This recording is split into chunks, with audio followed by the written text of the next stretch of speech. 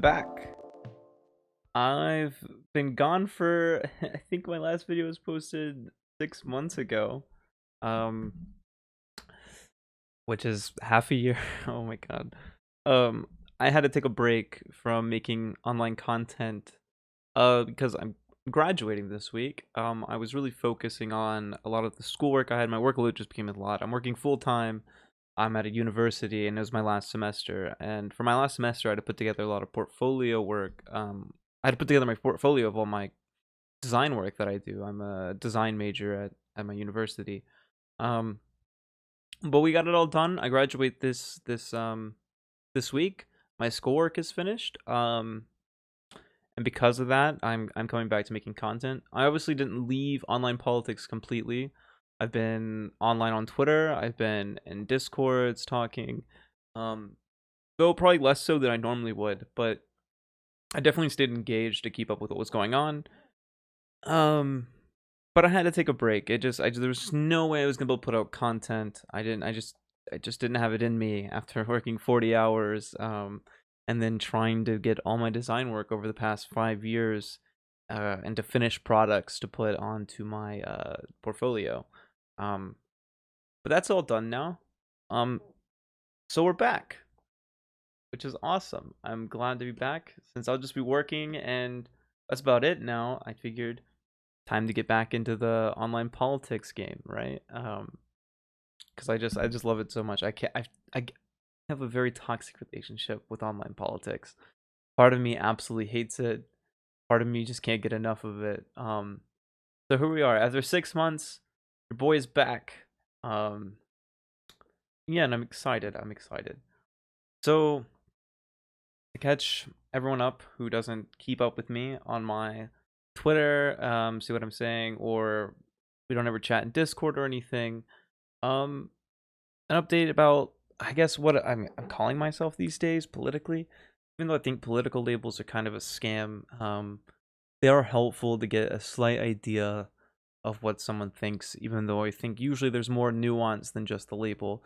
And that is definitely the case and for me. Um, but I think I used to call myself like a Marxist. I was pretty like an orthodox Marxist. I don't really call myself that anymore. I probably wouldn't even really. I am like Marxist to a degree, but I'm not really a Marxist, as in like I'm not an orthodox Marxist by any means. I think Marx is important for his critiques of capitalism. Um, and some of his other works, like him and Engels developing dialectical materialism, and more philosophical things like that. Um, but I wouldn't, if someone came up to me and they were like, "What are you politically?" I probably wouldn't say Marxist. I'd probably say something along the lines of like a liberal socialist, or I guess you could even say a market socialist, or democratic socialist, or classical social democrat, which is, I believe, democratic socialist and classical social democrat are kind of the same. I don't fully know how they differ, but they seem to be basically about the same. All these things are very like interwoven in a lot of ways. But I like to use the term liberal socialist. I can give a little explanation for that because you're probably hearing the term liberal and wanting to send me to the gulag, right? uh, uh, this is how I see it. Liberalism. If we're talking about neoliberalism and more like laissez-faire capitalism in terms of liberalism, obviously I'm pretty opposed to those things. But I don't think this encapsulates what liberalism is. I think most people, if you're intellectually honest, probably know that liberalism is tied to the Enlightenment and the values of the Enlightenment. Liberalism stemmed from the values of the Enlightenment. And I think that these values are what we're trying to achieve. I think most people agree that these are values that we want to achieve. And more so, the socialist aspect is the approach to achieve these. So workers having more control of the economy, strengthening welfare, things like this in order to achieve the Enlightenment values that liberalism has.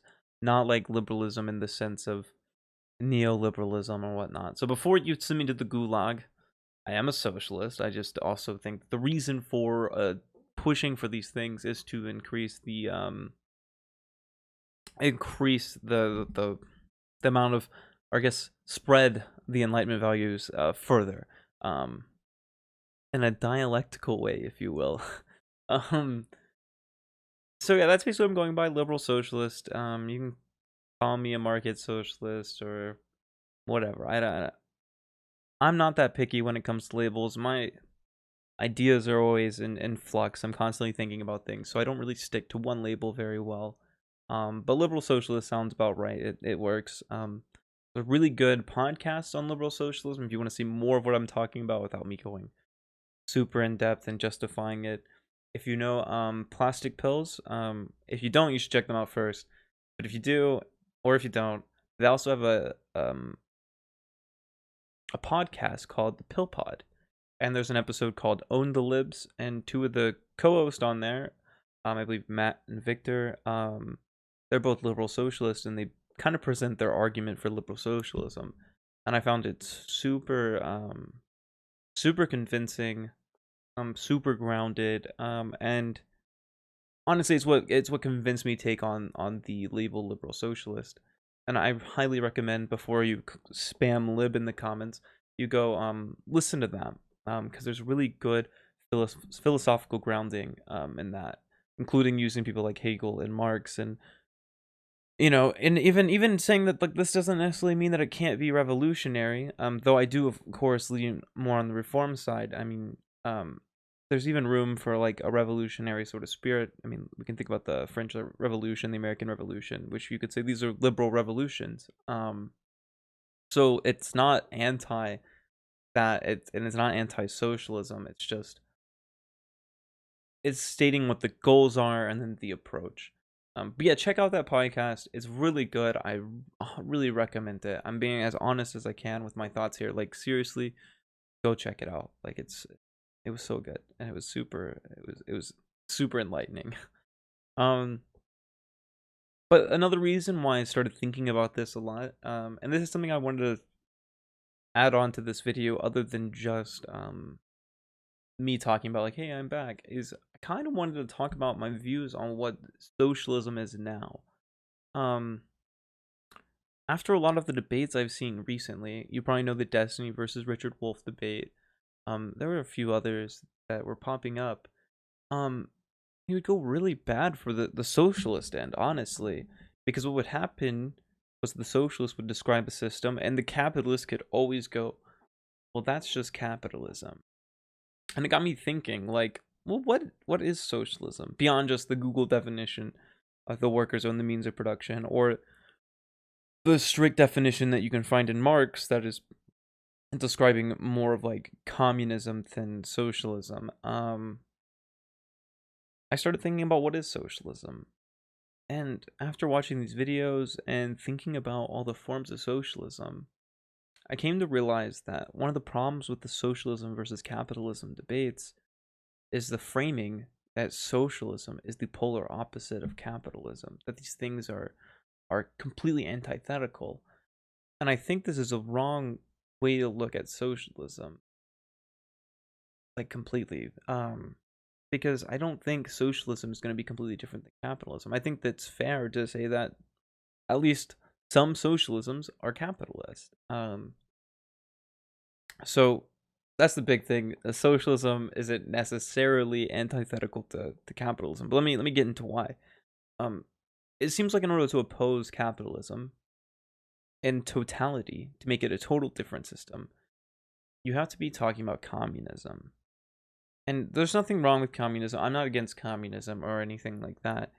But I think when we're trying to achieve something recent, like, at least soonish, we're not usually talking about communism, because communism has a lot of criteria that's going to be very hard to meet, and you soon amount of time. Honestly, it could be a really long time before we achieve something like communism. And I don't think most people, when in their conception of socialism, are thinking of communism. Let me explain why. If we think about communism, communism doesn't have commodity production. Communism doesn't have capital. Communism will not have markets. And communism won't have money. And most of the socialisms we hear people talking about have these things. And these things and especially the big one, capital. These socialisms have that. They have capital, they have commodity production. They're not getting rid of these things. So you can't really say that they're not capitalist when they maintain the cornerstone of capitalism, which is capital. But I don't think this is a fault. I don't think this is a problem. I think we should be willing to own up to the fact that socialism is capitalism. Well, it's like anti-capitalist capitalism. It's capitalistic with a goal of having workers controlling the economy. Um, it's not getting rid of commodity production necessarily. It's not fully abolishing capital.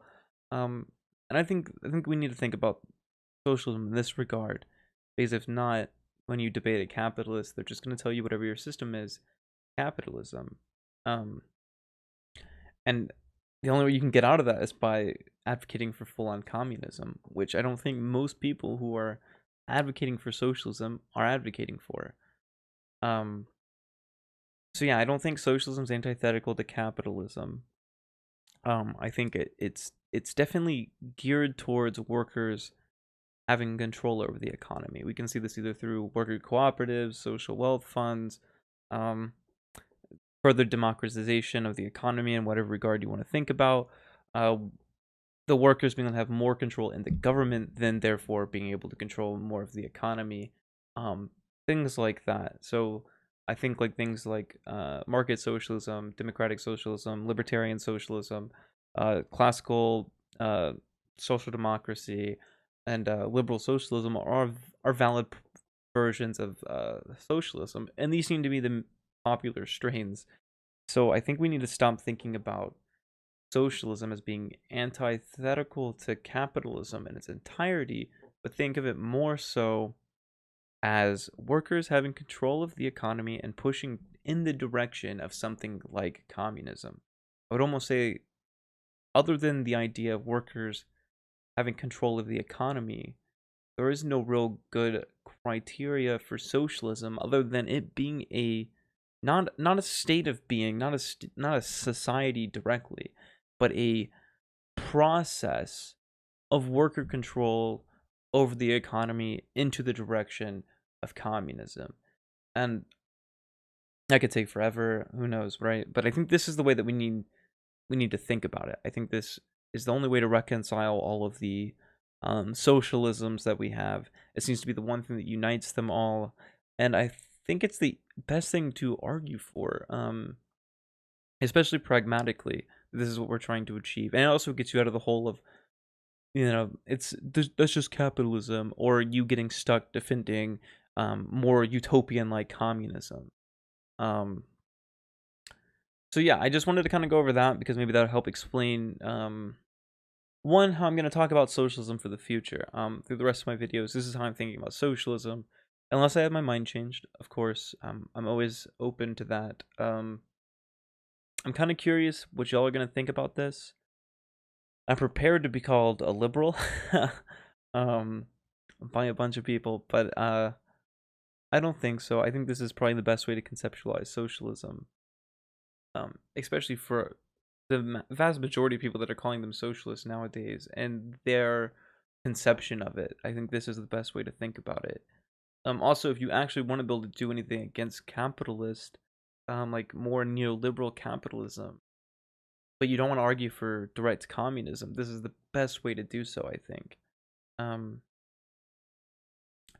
but yeah, just to sum it up, basically, socialism is just workers having more control over the economy. It's a process to achieving something similar to communism, and it's not really a exact state of being. Therefore, we can't put the criteria on it that we would put on communism, where there's no commodity production, capital, markets, yada yada. Um, and that informs my new positions as like being a liberal socialist or what have you. Um, anyway, what I want to get into next is more the direction that I want to take this channel now that I'm back. I kind of want to dip into a lot more philosophy and critical theory because that's where my head's at most of the time. That's what I'm learning about. That's what I love engaging in. And I think if I can make that in a really digestible way, to other lefty people. They won't have to go as much as nothing substitutes the hard text itself. Um, they can at least get an idea of some of these concepts in a really easier, accessible way.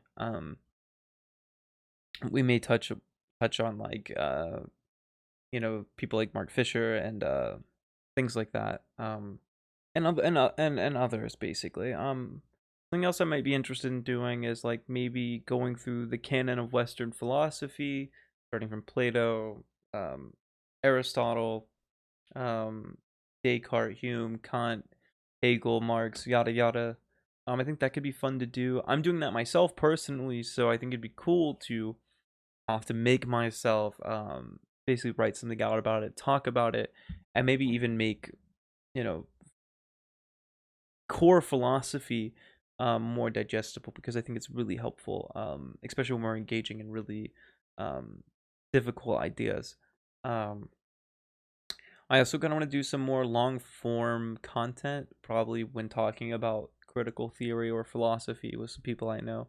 I mean, maybe just politics in general, but I definitely want to do some more like back and forth with some people that I really respect about these topics.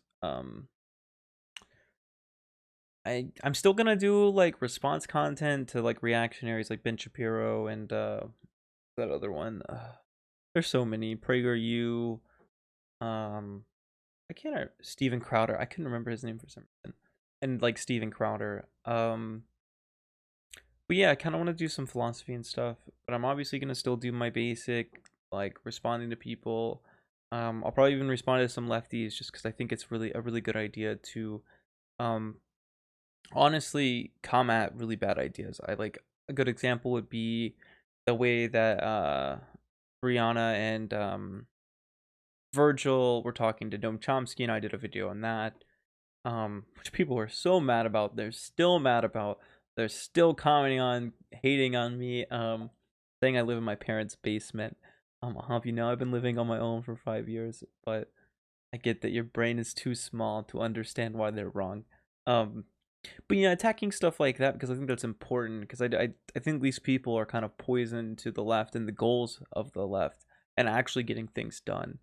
So also just don't respect my boy Chomsky like that. Come on.